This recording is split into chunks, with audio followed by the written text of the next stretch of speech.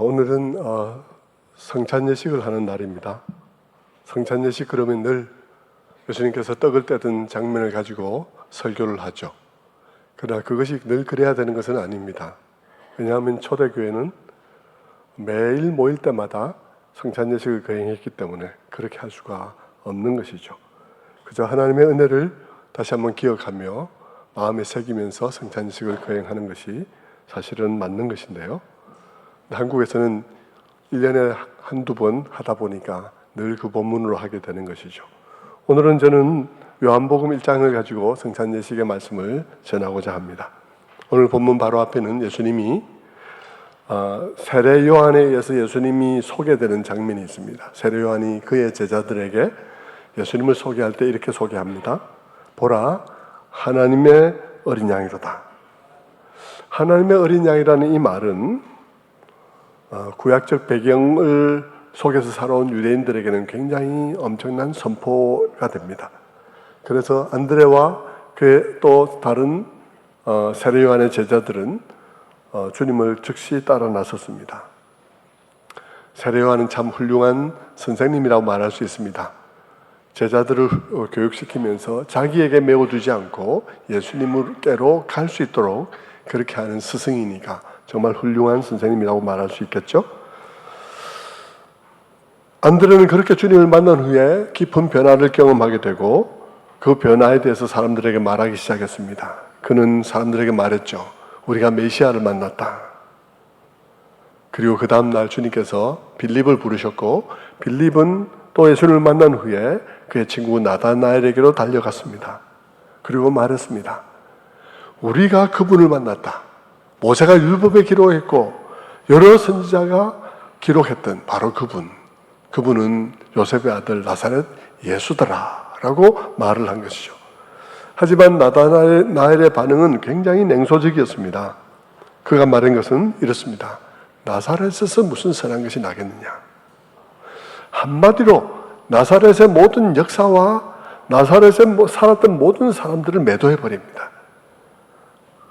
자기가 똑똑한지는 모르겠지만 무서운 독선의 사람이란 사실을 알 수가 있죠. 물론 나사렛은 역사적으로 별로 중요한 곳은 아닙니다. 구약 성경에도 한 차례도 그 이름이 나오지 않고 탈무드에도 그 이름이 나오지 않는 곳이니까 역사적으로 중요하지 않은 곳이기는 하지만 아무리 그렇다고 해도 그 지역의 사람들과 역사를 한꺼번에 그렇게 매도해버릴 수는 없는 일이죠. 어쩌면 그는 그렇게 말함으로써 자신이 잘난 체하고 있을 수도 있습니다. 죄인인 사람들의 죄성은 늘 그렇게 나타날 때가 있습니다. 어떤 사람들에 대해서 냉소하고 비난함으로써 마치 자신이 더 우월한 존재인 듯한 착각들을 자기도 모르게 할 때들이 너무나 많으니까요. 남들을 냉소하고 비난할 때 우리가 그 반대의 종류의 사람인 줄로 착각합니다. 무언가 자기에게 다른 삶의 내용이 있고 다른 됨됨이가 있어서 그것이 나를 설명하는 정체성의 근거가 되는 것이 아니라 남에 대한 강도 높은 비난과 가장 냉혹한 그런 냉소적인 코멘트로서 나는 그렇지 않은 사람이라는 것을 내세우는 아주 이상한 사람들도 너무 많은 거죠. 성도 여러분, 저는 오늘 우리 사회의 모습을 보면서 우리 사회 현상이 이런 현상이 굉장히 지나치다고 생각을 합니다. 상대방을 비판도 하지만 자기도 돌아보아야 하는데 그래서 내가 우측이면 우측인 대로 좀 올바른 우측이 되고 좌측이면 좌측인 대로 좀 올바른 좌측이 되려고 하는 것이 아니라 오로지 상대방에 대해서 매몰차게 비난을 가함으로써 자신은 그렇지 않은 사람인 양 스스로 착각하는 모습은 보기에도 안타까운 일인 것이죠. 남을 위해서 살아본 삶의 내용도 없이 그저 한쪽 사람들만 모여서 한 목소리 내면 그것이 애국인가? 그렇다면 너무 편리한 일이 아닐까 하는 생각을 하는 것이죠. 나다나엘도 그런 사람 중에 하나일지 모릅니다. 그는 예수님을 만나보지도 않았으면서도 지역 하나로 그건 나사렛 사람이잖아 하는 그 하나로 그냥 도매금으로 다 넘겨버리고 마는 것입니다. 그는 성경을 묵상하는 사람이라고 생각되어져요. 왜냐하면 빌립이 나다나엘에게 예수님을 소개할 때 다른 내용으로 소개한 것이 아니라 모세가 율법에 기록했고 그리고 여러 선지자가 기록했던 그분을 내가 만났다라고 소개한 것으로 보아서 나다나엘은 구약에 굉장히 관심이 많고 묵상을 많이 하는 사람이라는 사실을 알 수가 있죠. 그렇지 않으면 그렇게 소개하지 않았을 것입니다. 그런데 성경을 묵상하면서도 그는 아집에 빠져 있고 성경을 묵상하면서도 그는 자기가 자기 생각에 저 지역은 틀렸어 라고 생각하면 그 지역에서는 아무 역사도 일어날 수 없는 것처럼 생각하는 그런 경향이 있는 것입니다. 그는 그렇게 냉소적인 얘기를 쏟아내면서 무의식 중에 자기는 그 반대의 부류인 양 착각을 하는 것이죠. 괜히 전도했다가 된통 면박을 받은 빌립, 뒷맛이 개운치 않았겠죠. 그 썰렁함을 어떻게 극복할지 모를 그런 난감한 상황이었을 것입니다.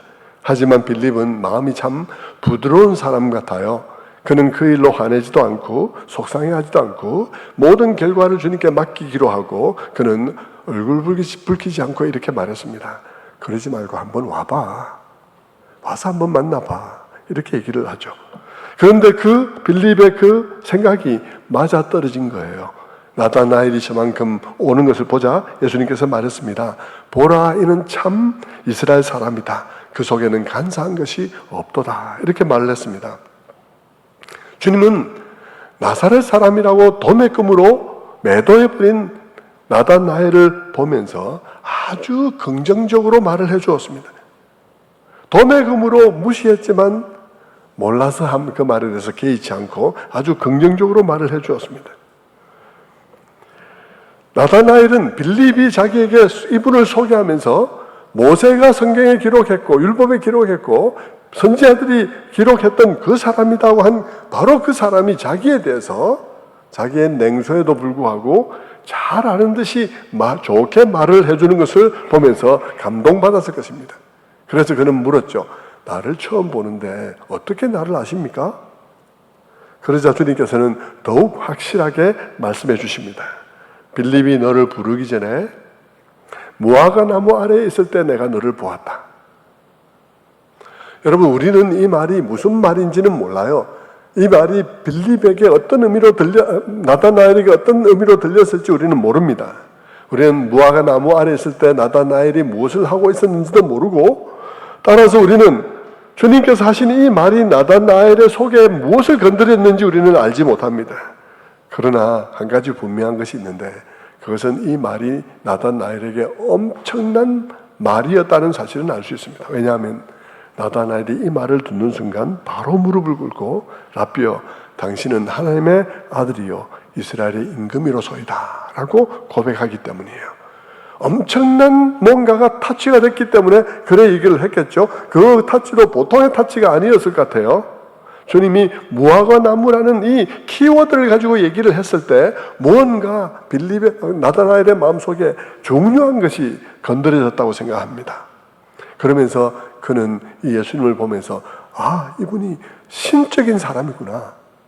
거의 이분은 하나님의 준하는 사람이구나 한 생각을 하게 된 것이죠. 그러면서 그는 편견에 사로잡혔던 그 자신이 완전히 무너지는 것을 봅니다. 성도 여러분, 이 본문 속에서 주님은 어떤 분이신가요? 주님은 보지 않고도 아는 분입니다. 보지 않고도 여러분을 아시는 분임을 보여주고 있습니다. 당신은 하나님의 아들이요 이스라엘의 임금입니다라고 고백하는 나다나엘에게 주님께서는 그렇게 말씀합니다. 네가 그렇게 고백하는데 네가 지금 깨달은 것이 전부가 아니다. 너가 더 중요한 것을 보게 될 것이다 라고 말합니다. 진실로 진실로 너에게 이르노니 하늘이 열리고 하나님의 사자들이 인자 위에 오르락내리락 하는 것을 보게 될 것이라고 말을 하죠. 성도 여러분, 이 말이 무슨 말과 관련되어 있는지는 5년 전에 제가 설교를 드렸습니다. 5년 전에 이 말을 설교를 하면서 인자 위에 천사들이 오르락내리락 한다는 이 말 자체가 창세기 28장의 야곱의 꿈사다리와 바로 연결된다는 사실을 말씀을 드렸었죠. 주님께서는 그렇게 말씀함으로써 이 내용을 우리가 좀 더 풍성하게 묵상할 수 있게 해주는 것입니다. 이 구약의 배경을 가지고 이 말씀을 묵상해야 된다는 사실을 알 수가 있어요. 이 말씀의 배경은 구약의 두 가지 사건하고 관련이 있는데, 첫 번째가 그 야곱의 꿈 사다리 사건이었습니다. 그때 그 당시 야곱은 집에서 온갖 비열한 방식으로 형을 속여먹고 아버지를 속여먹다가 자기 스스로의 삶을 완전히 망가뜨린 채 형 에서를 피해서 머나먼 외삼촌의 집으로 도망가던 중이었습니다. 자기 꾀로 살던 삶의 모든 경영이 실패로 돌아가고 한없는 수치와 자괴감과 무가치함과 그런 절망을 느끼면서 약속의 땅을 등지고 도망가던 야곱입니다.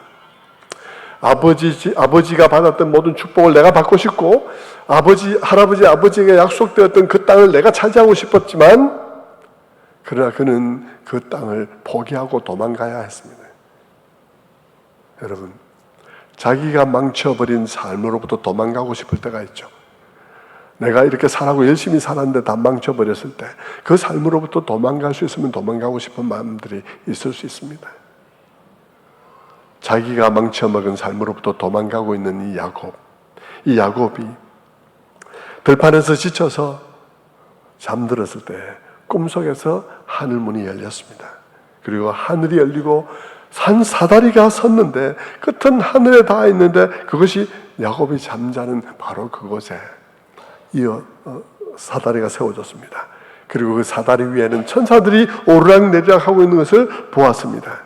야곱이 그 사닥다리 위쪽 끝을 보니까 그 위에 하나님이 계셨는데 하나님이 말씀하시는 거예요. 너의 조상 아브라함에게 준 약속을 내가 너를 통해서 이룰 것이다 라고 말씀하시는 것입니다. 그러면서 말씀하시는 축복이 이것이에요. 창세기 28장 13절의 말씀부터 이렇게 말씀합니다. 내가 누워있는 땅을 내가 너와 네 자손에게 주리니 땅의 모든 족속이 너와 네 자손으로 말미암아 복을 받으리라. 네가 어디로 가든지 너를 지키며 내가 네게 허락한 것을 다 이루기까지 너를 떠나지 아니하리라. 여러분, 이게 무슨 복인가요? 이 복이 야곱이 그렇게 받고 싶었던 복이에요. 내용을 잘 알았다고는 생각이 들지 않아요. 내용을 잘 알았다면 그가 그렇게 그 복을 사모했을까 하는 생각이 드는데, 어쨌든 야곱은 조상대대로 하늘에 계신 하나님이 주신 약속, 축복의 약속이 지금 대를 위해서 가는데 그 축복, 내가 받고 싶다고 생각했던 축복이 바로 이 축복이에요. 그런데 그는 그 축복을 차지하는데 실패한 것 같은 인생이 되었습니다. 그는 그 땅을 차지하지 못하고 도망가야 했어요. 그리고 그의 아버지 집으로부터 완전히 떨어져서 홀로 떠나가야 되는 그런 상황이었습니다. 그런데 그런 길에서 하나님께서 그를 만나 주시고는 말씀하신 것입니다. 그 축복 내가 이루어 줄 거다. 성도 여러분, 얼마나 이게 놀라운 일인지 몰라요. 이것이 기독교의 복음, 기독교의 진리를 너무나 분명하게 보여주는 그런 하나의 구약적 사건입니다. 여러분, 야곱에게 이 축복이 주어진 것은 야곱의 무엇 때문이 아님을 보여주고 있어요. 야곱에게 이 축복이 주어진 것은 야곱이 더 도덕적이어서가 아니에요. 야곱에게 이 축복이 주어진 것은 야곱이 그냥 무수단과 방법을 가리지 않고 그 축복을 사모해서가 아닙니다. 이 축복은 야곱의 어떠함과 아무 상관이 없이 하나님이 야곱에게 주시기를 원해서 주어지는 것입니다. 마치 오늘 우리에게 구원이 우리의 도덕성하고 상관없이 우리가 더 사모해서도 아니고 하나님을 등지고 살아가고 우리의 인생 우리 멋대로 살아가면서 살아갔던 우리들을 하나님께서 택하셔서 복 주시고자 해서 우리가 여기 있는 것이에요. 그렇지 않고 여기 있는 사람은 없습니다. 제가 볼 때도 너무나 예수 믿는 일에도 교회 들어와서도 얼마나 더딘지 할 수 있는 한 적게 믿어보려고, 할 수 있는 한 적게 섬겨보려고 얼마나 그러는데, 여러분, 우리가 믿게 된 것이 우리 때문이라고요? 우리 때문일 수 없어요. 하나님이 우리를 복 주시고자 해서 우리가 믿고 있는 것입니다. 이 얘기가 구약의 다른 얘기와 연관되면서 훨씬 더 또렷해지는데 그 또 하나의 구약에 연관된 사건이 뭐냐 그러면 바벨탑 사건이에요. 꿈사다리의 배경에는 바벨탑 사건이 있습니다. 그 바벨탑은 어떤 사건이었습니까? 그것은 인간들이 자신들의 힘과 능력으로 하늘에 닿으려고 했다가 실패한 사건입니다.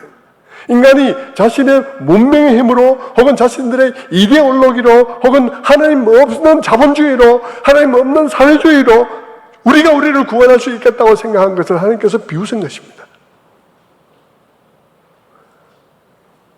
그런 방식으로 인간이 자신의 안정과 자신의 명예와 자신의 이름과 삶의 의미를 확보할 수 있을 것이라고 믿는 그 모든 믿음에 대해서 하나님께서 냉소하신 것이 바로 바벨탑 사건인 것입니다. 하나님께서는 아주 손쉽게 손도 대지 않고 그걸 다 무너뜨려 버렸습니다. 언어를 혼잡케 함으로써 사람들의 모든 노력이 중단되고 사람들은 뿔뿔이 갈라지고 흩어졌습니다. 그것은 우리들에게 무엇을 보여주는 사건이었나요? 그것은 인간의 노력으로 하늘에 이른다는 것은 불가능하다는 것입니다. 인간의 능력으로 하늘에 이른다는 것이 불가능하다는 말은 그 하늘은, 그때 하늘은 하나님이 계신 하늘에 도달하는 것이 불가능하다는 뜻이기도 하고, 그때 그 하늘은 최고의 안전, 인간이 생각하는 최고의 안전, 최고의 명예, 최고의 선, 최고의 아름다움, 최고의 삶의 의미, 우리의 노력으로 거기에 이를 수가 없다는 것입니다. 인간이 자기의 힘, 자기의 능력, 문명의 힘, 철학, 이념, 그런 것으로 인간이 자기 구원을 이룰 수가 없다는 것이에요. 야곱의 꿈사다리는 구약의 이 두 가지 사건에 대한 하나님의 대답입니다. 하나는 공동체적으로 인류의 모든 문명과 능력과 이성과 그 모든 것을 다해서 우리가 하늘에 이룰 수 있을 거다 라고 믿은 그것, 우리가 우리 나름대로 인류 최고의 안전, 최선의 아름다움, 최선의 선 이룰 수 있을 거라 생각한 바로 그 생각에 대한 하나님의 답변이고요. 한편으로 개인적으로 야곱이 자기 인생을 자기의 노력으로, 자기의 술수로, 자기의 꾀로 다 망가먹고 도망가는 야곱에 대한 하나님의 답변이에요.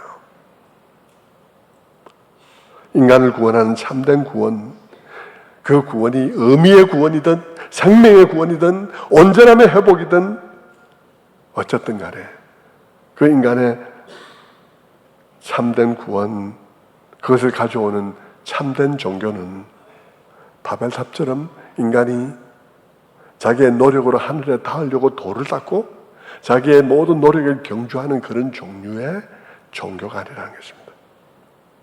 우리 인간을 참으로 회복시키고 진정 인간을 안전하게 하는 그 종교는 하늘로부터 하나님이 내려오는 종교라는 것입니다. 인간이 지극한 도를 쌓아 신의 경지에 도달함으로써 구원을 이루는 것이 아니라 하늘이, 구원이신 그 하늘이 우리에게 내려옴으로써 우리에게 구원이 주어진다는 것이 성경의 메시지인 것이죠. 그것이 야곱의 꿈사다리인 것입니다. 그것을 야곱의 예를 통해서 보여주신 거예요. 거기서 그 야곱은 장차 이스라엘의 대표입니다. 12지파의 머리니까요. 이스라엘의 대표이고, 그리고 이스라엘은 온 인류의 대표예요. 어떤 의미에서 인류의 대표냐 그러면 자기 꾀로 자기 삶을 온전히 망쳐먹은 인류의 대표인 것이죠. 여러분, 인간이 하는 것이 뭐냐? 인간이 하는 것은 이미 꼬인 인생을 더욱 꼬이고 망하게 하는 것이 인간이 하는 거예요. 창세기 얘기도 그렇잖아요. 인간이 한 게 뭡니까? 그때까지, 아브라함을 부를 때까지 홍수로 심판한 뒤에 또 바벨탑을 쌓는 것, 그리고 야곱에 이르기까지 뭡니까? 아버지 이삭이 그냥 편견과 편애로 두 아들을 막 갈라놓았는데 그 아들이 또 다시 편애로 그 12아들을 망가뜨려 놓는, 바로 그게 인간이 하는 일이죠. 이미 꼬인 인생을 더욱 꼬이게 만드는 것이 인간이 하는 일인 것입니다. 바벨탑에서 보듯 여러분, 교만한 인간의 비전은 그들을 더욱 갈라놓고 흩어지게 할 뿐 희망이 될 수가 없다는 거예요. 오늘날도 그렇습니다, 여러분. 오늘 이 세상을 하나가 되게 할 것이 무엇이겠습니까? 미국의 비전이겠습니까? 중국의 비전인가요? 중국 몽인가요? 팍스 아메리카나 미국의 희망한 그런 평화일까요? 아니면 팍스 시니카 중국의 희망한 평화가 세상의 평화가 될 수 있을까요? 아닙니다. 그런 평화는 없는 거예요. 오늘 이 세상은 평화를 이룰 수 없다는 것을 보여주는 거예요. 인류가 지금 경험을 적게 했습니까? 지난 세기만 하더라도 그 비참한 1차 세계대전과 2차 세계대전을 겪었습니다. 사람들은 다시는 3차 대전이 없을 것이라고 생각했습니다. 근데 지금 세상이 뭘 하고 있나요? 세상은 군비를 확증하느라고 지금 혈안이 되어 있는 상황입니다. 성도 여러분, 바벨탑 사건과 야곱의 개인적인 삶은 그 모든 절망적인 인간의 상황을 대표해서 보여주고 있습니다.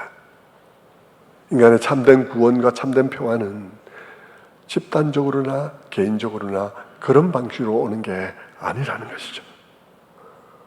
인류 역사는 이 일을 입증하지 못할 정도로 짧은 게 아니었습니다. 충분한 시간이 주어졌죠. 그렇다면 여러분, 그렇다면 희망은 어디 있는가 하는 것입니다. 그것은 이렇게 삶을 스스로 망쳐놓고는 자기가 망친 삶으로부터 지금 도망가고 있는 야곱에게 물어보면 알 수가 있어요. 희망이 어디로부터 오나? 야곱은 우리에게 대답할 것입니다. 그 희망은 하나님께로부터 온다고 말입니다. 희망은 사람들이 자기들의 사상이나 이데올로기, 문명의 힘에 의지해서 높은 답을 쌓아 올리는 데 있는 것이 아니라 야곱이 처해 있는 그 캄캄하고 외로운 상황 속으로 하늘에서 사자가 내려오는 것에 희망이 있다. 그 희망이 내려올 때 희망이 있는 것이지 인간이 바벨탑을 쌓는데 희망이 있는 것이 아니고 야곱이 자기의 꾀로 하나님의 축복을 쟁취하려는 데 희망이 있는 것이 아니다는 것을 보여주는 것입니다. 그것을 야곱이 알고 있는 것이죠. 희망은 하나님께서 갈라진 하늘과 땅을 이어주는 중보를 세우는 것에 있다는 것을 말하고 있는 것입니다. 그렇다면 다시 그런 구약적인 배경을 가지고 신약에 와서 신약에서 지금 나다나엘에게 주님께서 말씀하시는 그 말씀을 한번 들어보죠. 주님께서는 하시는 말씀은 그런 뜻입니다. 나다나엘아, 너는 나를 하나님의 아들이요 이스라엘의 왕이라고 하는데 그건 정말 마태복음 16장에 있는 베드로의 그 위대한 고백하고 굉장히 흡사한 고백이지만 그러나 그렇다고 해서 네가 나를 안 것은 아니야. 이제 너가 훨씬 위대한 일을 보게 될 것이야. 똑같습니다. 마태복음 16장하고요. 예? 똑같습니다. 고백하고 난 다음에 또 다른 계시를 주는 것과 똑같은 상황이에요. 네가 나를 이스라엘 왕이요 이스라엘 왕이라고 했는데 그건 위대한 깨달음이지만 내가 너에게 보여줄 훨씬 위대한 일이 있다 라고 말하는 것입니다. 그러면서 말씀하시기를 진실로 진실로 너에게 이르노니 하늘이 열리고 하나님의 사자들이 인자 위에 오르락내리락 하는 것을 보게 되리라 라고 말했습니다. 이것은 명백하게 구약에 있는 창세기 28장의 야곱의 꿈사다리 이야기를 가져오는 이야기인데 그런데 그 꿈사다리 이야기와 이 예수님이 하신 말씀 사이에는 아주 사소한 것 같이 보이지만 중대한 차이가 있습니다.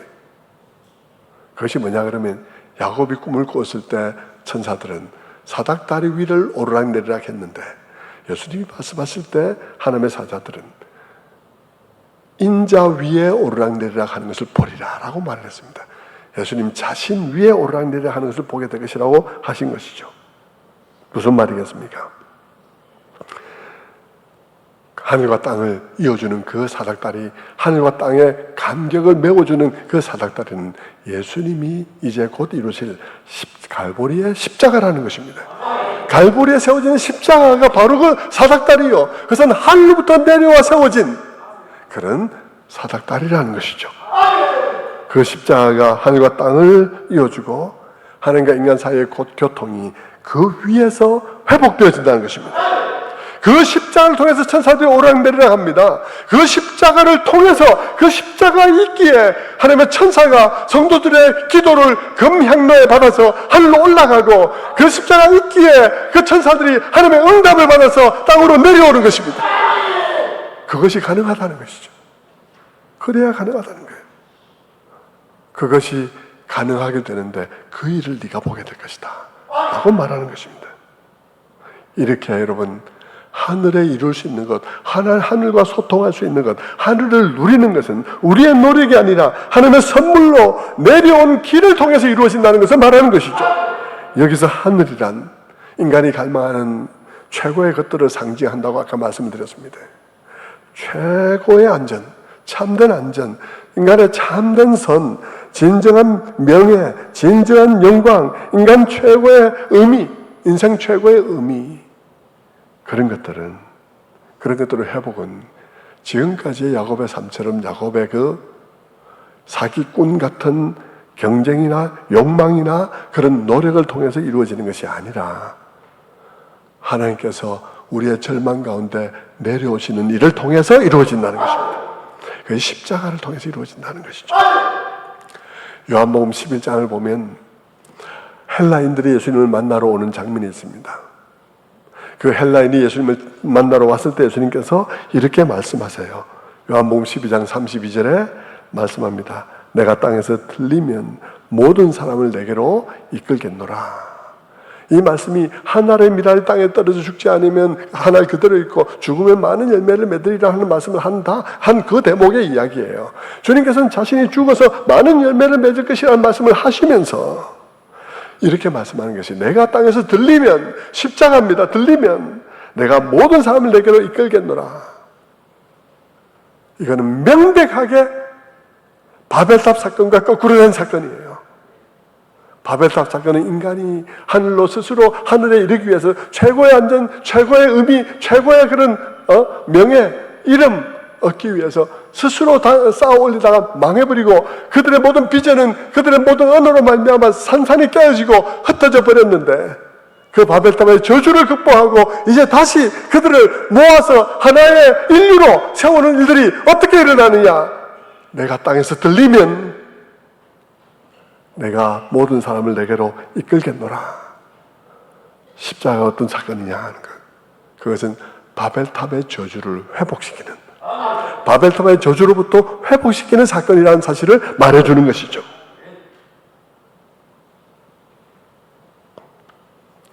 주님이 나다나엘에게 이보다 더 큰 것을 볼 것이라고 한 것도 바로 그런 얘기인 것입니다. 말씀을 정리해 보겠습니다. 오늘 성경은 주님에 대한 말씀이고 특별히 복음서는 더욱더 주님에 관한 말씀입니다. 그런 점에서 우리는 나다나엘과의 만남을 통해서 주님에 대해서 뭘 말하고 있는가를 봐야 하는 거죠. 이 본문이 주님에 대해서 뭘 말하고 있는가를 보니까 몇 단계를 통해서 말을 하고 있는데, 첫째 단계가 뭐냐 그러면 나다나엘의 놀람을 통해서 말해주고 있습니다. 나다나엘의 놀람을 통해서 주님에 대해서 뭘 말해주고 있나요? 주님은 사람을 보면 바로 아는 분이라는 것입니다. 아니, 보면이 아니에요. 만날 필요도 없어요. 만나지 않아도 안다는 것입니다. 정말 시편의 저자의 말처럼 내가 여호와의 낯을 피해 어디로 갈 것인가? 갈 거냐고 말하면서 바다 끝에 거할지라도 거기에 그 주님이 계시다고 말하고, 멀리서도 나의 안고 일어섬을 아시고 내 입에 내 혀에 말을 하신다고 말씀하시는데, 주님이 지금 그런 거예요. 주님이 만나지 않아도 아는 분이에요. 만나지 않았는데도 나다나엘이 무화과 나무에서 무슨 생각을 하고 있었는지를 아시는 분이십니다. 아니, 주님은 아신다고 말하지 않고 보았느니라고 말해요. 보고 있다고 말을 하는 것입니다. 주님은 어떤 분이시냐면 보고 있는 분이세요. 그런데 주님께서 나다나엘이 그것을 느끼면서 놀라니까 주님께서 말씀하시는 거죠. 그게 놀랄 일이 아니고 더 놀랄 일을 네가 볼 것이라는 것입니다. 그 일이 뭐겠습니까? 그 일이 십자가인 거예요. 왜 십자가가 놀랄 일이겠습니까? 생각해 보십시오. 여러분, 주님은 사람을 만나지 않아도 압니다. 만나지 않아도 그 생각을 압니다. 만나지 않아도 사람을 아는 그분이 사람의 음모에 걸려서 죽었어요. 만나지 않아도 사람의 생각을 알고, 만나지 않아도 그 사람의 계획을 아는 그분이 사람들에게 잡혀서 죽다니, 이게 말이 되냐고요. 그런데 그 일이 일어났습니다. 어떻게 일어날 수 있었을까요? 사람의 생각을 아는 분이 어떻게 사람에게 잡힐 수 있나요? 사람의 생각을 아는 분이 어떻게 사람의 계획에 말려들 수 있나요? 있을 수가 없는 일이죠. 어떻게 일어난 일일까요? 그 일이 일어날 수 있는 길은 한 가지 방법밖에 없습니다. 그것은 그의 죽음이 내어주는 죽음일 때만 가능한 거예요. 그의 죽음은 잡혀주는 죽음이 아니라 내어주는 죽음일 경우에만 그게 가능한 거예요. 그래서 놀라운 거죠. 왜 놀랍습니까? 전지하시고 전능하신 하나님이 잡혀서 죽었으니까. 전지하고 전능하신 분이 십자가를 지셨으니까. 그게 놀라운 일이죠. 도무지 상상도 안 되고 생각도 할 수 없는 그런 놀라운 일이 일어난 것입니다. 그런데 더 놀라운 일은 그분이 지금 나다나엘을 부르고 계신 거예요. 지역적 편견으로 사람을 도매금으로 매도해버리면서 스스로 괜찮지 않은 그런 나다나엘을, 그런 여러분을 부르신 거예요. 모르고 불렀겠습니까?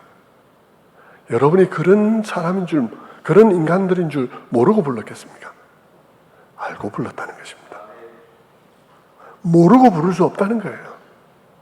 그분이 야곱을 불렀어요. 아브라함을 부르고 야곱을 부르시고 야곱을 불렀습니다. 야곱을 모르고 불렀겠습니까? 알고 불렀습니다. 왜 불렀을까요? 야곱이 하나님의 하나님 되심을 가장 잘 나타낼 수 있기 때문입니다. 어떤 하나님을요? 우리와 같은 죄인들을 구원하시는 하나님. 그분이 어떤 사람들을 구원하시는 분이신지를 가장 잘 나타낼 수 있는 사람이 바로 사기꾼 야곱인 것이죠. 그래서 그 야곱을 불러서 하나님께서 그 야곱의 하나님 되시, 하나님이라고 불리기를 기뻐하셨다는 것입니다. 정말 놀라운 일인 것이죠. 오늘 우리는 이 은혜를 생각하면서 이 성찬 예식을 거행할 것입니다. 이 야곱을 위해서, 야곱을 선택하신 것도 놀랍고 알고 선택하는 것도 놀랍고 그를 위해서 십자가를 지시기 위해서 이 땅에 오신 것도 너무 놀라운 것. 복음은 정말 놀라운 것의 투성이인 것이죠. 그 복음을 기억하며 오늘 성찬 예식을 거행하겠습니다.